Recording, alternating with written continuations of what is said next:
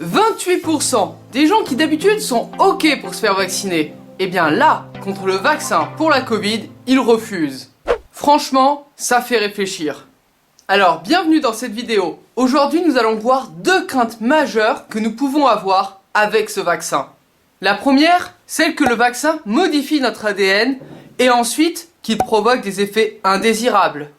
Mais par contre, nous allons rester simples. La preuve, nous allons illustrer une cellule avec le schéma suivant.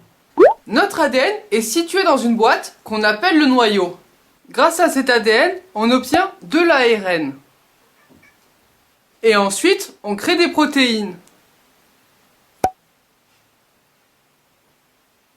Mais alors, qu'est-ce qui se passe quand on se fait vacciner? On vous injecte de l'ARN. Et en fait, on pourrait avoir peur qu'une patte revienne vers le noyau et se transforme en ADN. Mais comme vos pattes qui proviennent de l'amidon, vous ne pouvez pas recréer des pommes de terre si facilement. Et si pour une fois, le chemin se faisait en sens inverse? Eh bien là, théoriquement, notre ARN peut redevenir de l'ADN. Et à l'échelle de l'humanité, c'est déjà arrivé. Des virus sont rentrés dans la cellule et ont redonné de l'ADN. Et d'ailleurs, 8% de notre ADN s'est formé de la sorte. Donc nous voyons que c'est pas impossible que cet ARN dans le vaccin perturbe notre ADN. Sauf que transformer notre ARN en ADN, c'est compliqué et ça nécessite une machine particulière.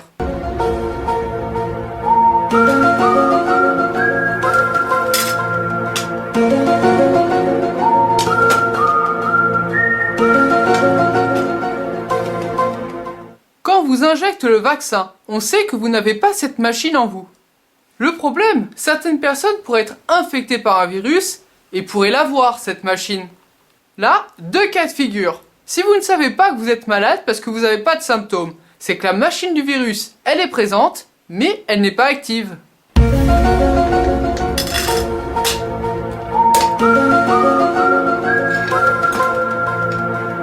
Deuxième cas de figure, cette machine est présente et en plus active.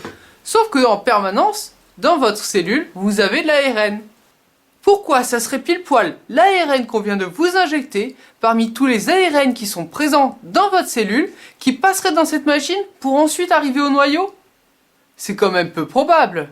Et si ça arrive, imaginons qu'on n'ait pas de chance. Tous les jours, toutes nos cellules subissent entre 1000 et 1 million de mutations par jour et par cellule. En gros, la pomme de terre, elle devrait être modifiée 1 million de fois par jour.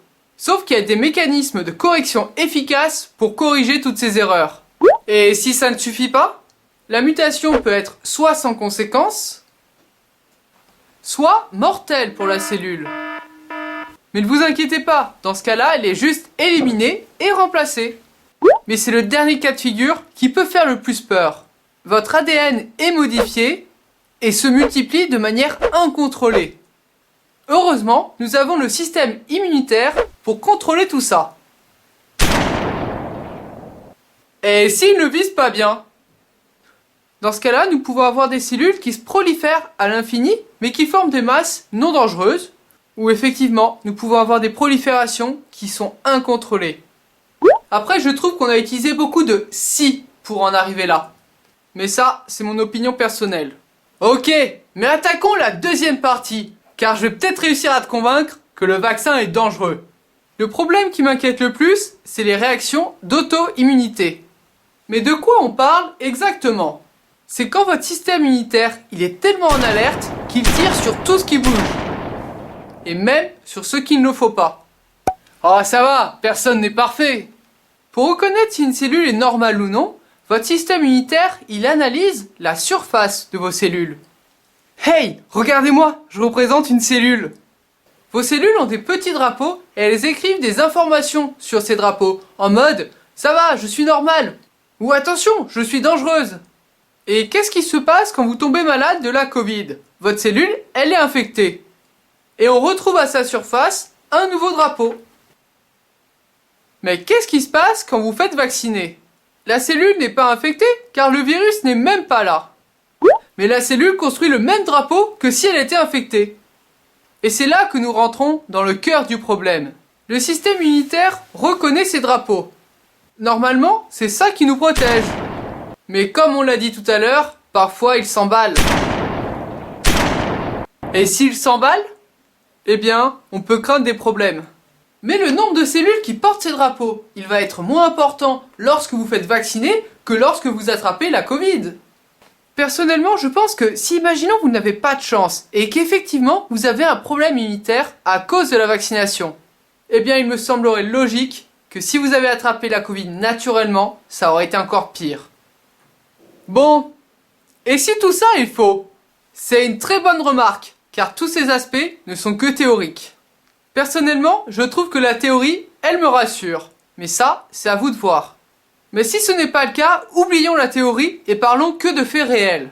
À l'heure où je tourne cette vidéo, le nombre de morts de la Covid est ce nombre.